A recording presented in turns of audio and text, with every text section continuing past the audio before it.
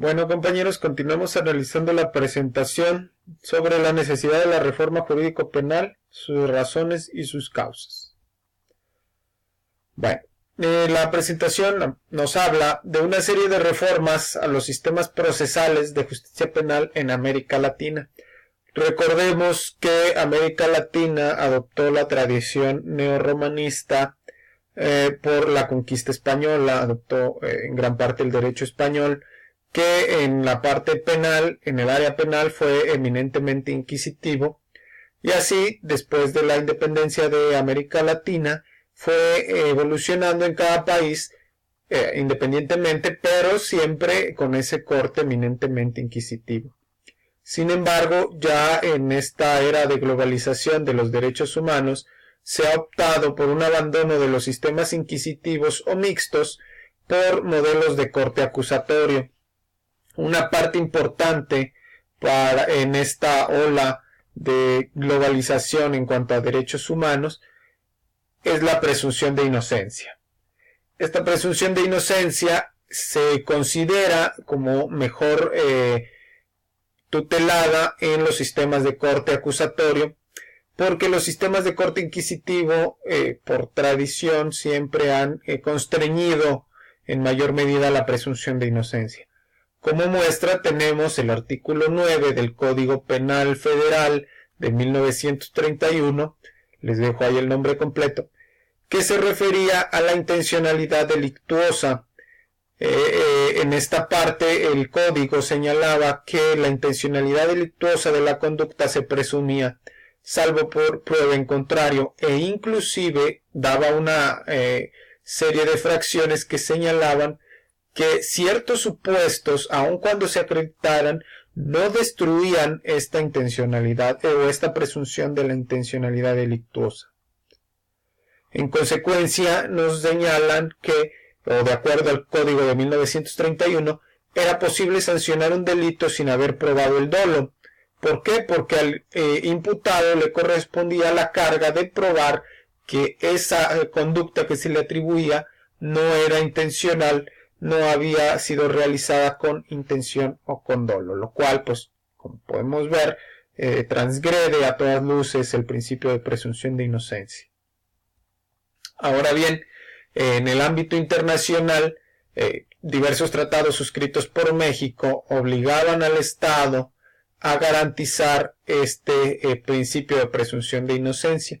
Particularmente la presentación nos señala la Convención Americana de Derechos Humanos en su artículo 8.2, que ahí les dejo para la lectura, que nos habla de la presunción de inocencia, y también el Pacto Internacional de Derechos Civiles y Políticos en su artículo 14.2. Ambos ordenamientos nos señalan que todas las personas tienen derecho a que se presuman su inocencia hasta en tanto se demuestre su culpabilidad. Ya en otras presentaciones vamos a ver un poquito qué significa esta presunción de inocencia. Por ahora nada más queda como mención. Es por eso que en México se presentó al Senado una iniciativa de reforma al sistema de seguridad pública y justicia penal en marzo de 2004. Esta iniciativa de reforma tenía como piedra angular un modelo de tipo acusatorio y su inserción en el artículo 20 constitucional. Esta iniciativa de reforma se cristalizó el 18 de junio de 2008 en la reforma constitucional a los artículos 16, 17, 18, 19, 20, 21 y 22 de la Constitución Política de los Estados Unidos Mexicanos.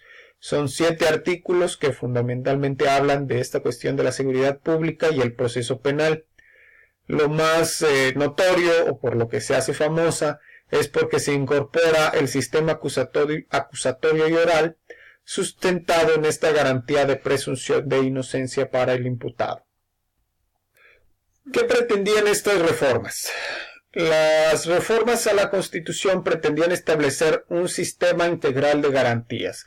¿A qué nos referimos con esto? A otorgar a los intervinientes en el proceso penal, fundamentalmente a la víctima y al imputado, una serie de garantías, de protecciones a sus derechos en cuanto a su contacto con la autoridad durante el proceso penal.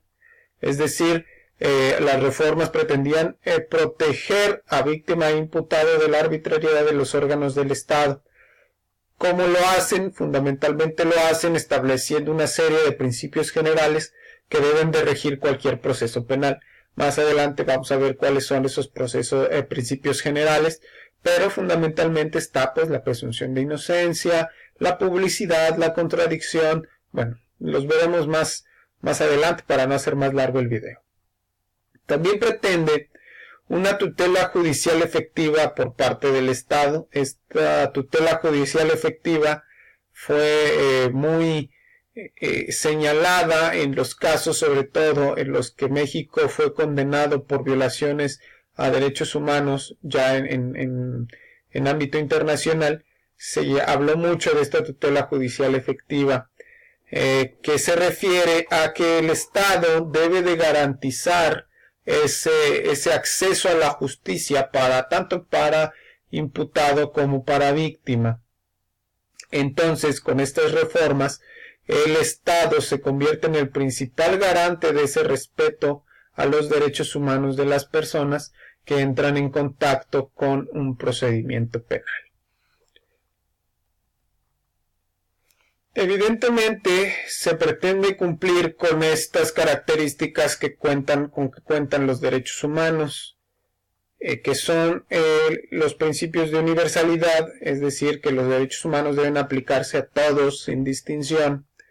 El de interdependencia, que si no me equivoco es que todos los derechos humanos están relacionados entre sí.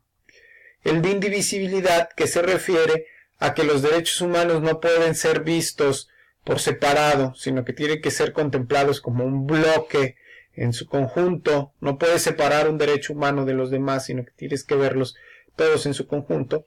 Y progresividad, que en materia de derechos humanos no se puede ir hacia atrás, sino que ya lo que se obtiene a partir de ahí únicamente puede irse avanzando. Entonces, las reformas pretendían cumplir con estos principios en materia de protección de derechos humanos.